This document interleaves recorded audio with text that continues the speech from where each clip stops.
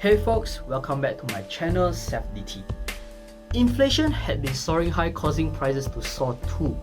Even though inflation rate seems to have come down a little bit, prices have not been coming down, just like a hot air balloon that is still floating up. Job security on the other hand is no longer as secure during this period, just like a sandcastle on the beach. And the housing market is just overwhelming, rendering people powerless. I believe you would have read about the news, at least one of them somewhere before. Now, I know it might sound so dramatic the way I said them, but you can't deny the fact that situation-wise, it's just not the best yet. I mean, let's not even talk about what's happening in the whole world, with wars happening here and there. So today, let's talk about how to be able to live in such situation. To be frank, these methods or ways are not new. In fact, they can already be learned from history as what we call the timeless lessons, which can help us to navigate the choppy waters of today's world. I mean, our ancestors lived through challenges like the Great Depression and World Wars. So how were they able to live through them? Some of the old school lessons, which not surprisingly, are actually also applied by some people here, not just to get through challenges, but to reach the wealth level that they desire from little to nothing. Before we start, in case there's anybody asking what is the Great Depression, it was basically a period characterized by widespread economic hardship. It was also a time when many probably learned the art of frugality just because they needed to. I mean, people basically had to do anything to survive. So let's see how we can get through today's uncertainties with these 4 lessons. Lesson number 1. Embrace frugality.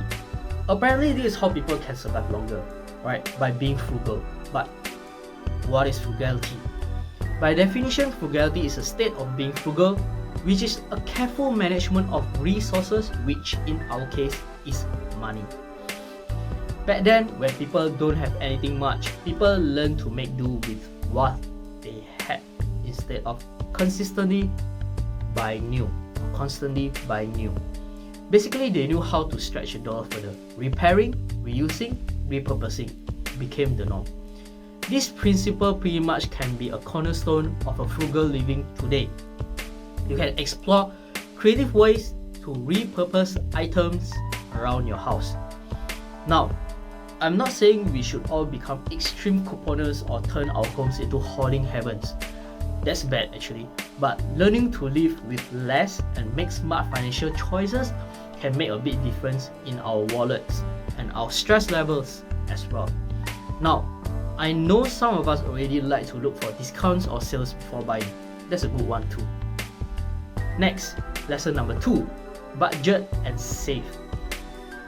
I'm not asking you to save all your Starbucks money or any coffee money. Alright, the whole point here is to track every penny so that you are aware of where your money is going and then try to cut wherever is necessary so you can save up more. Back then, people tracked every penny to ensure they could cover their basic needs. With this concept, today, we can help to live within our means by establishing budget.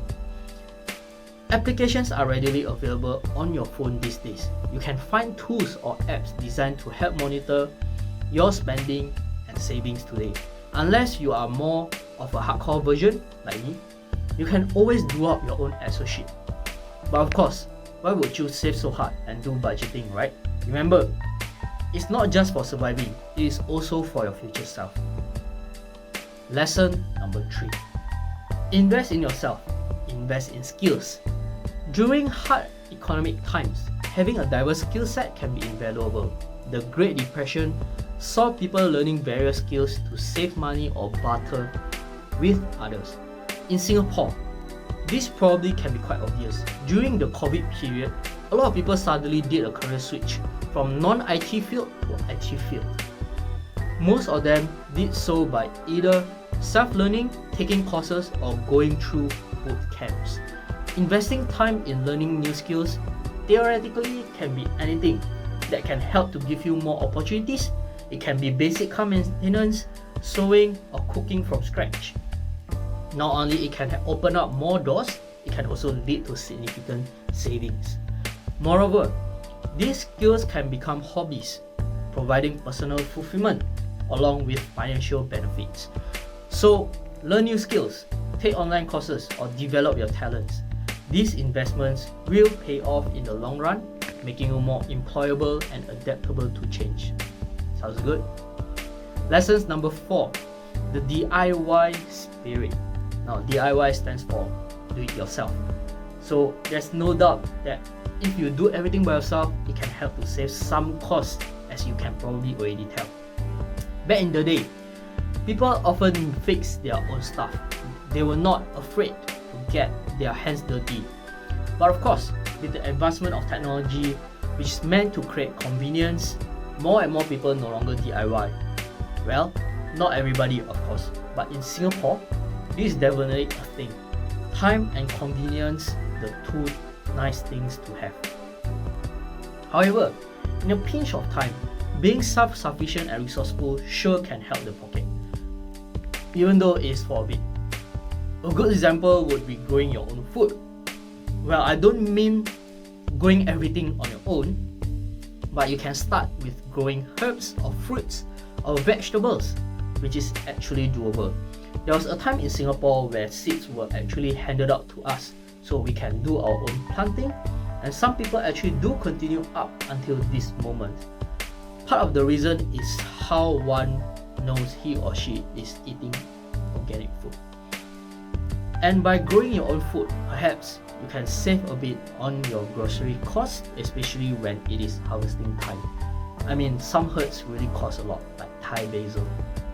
And by growing your own food, perhaps you can save a bit on your grocery costs, especially when it is harvesting time.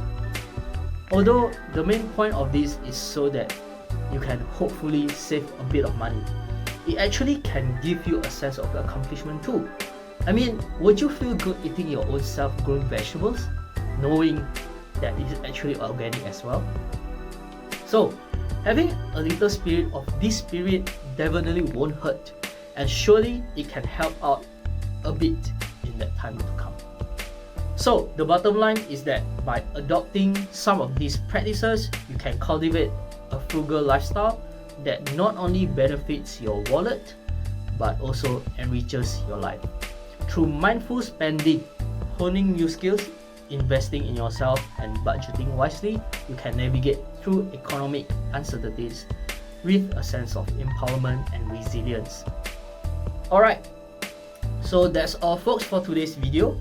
What are some other lessons that you can think of that can be helpful in today's world? Do share them in the comment section below. I would love to hear them. And don't forget to like and subscribe so that you don't miss anything. Thanks for listening folks. Until next time. Peace.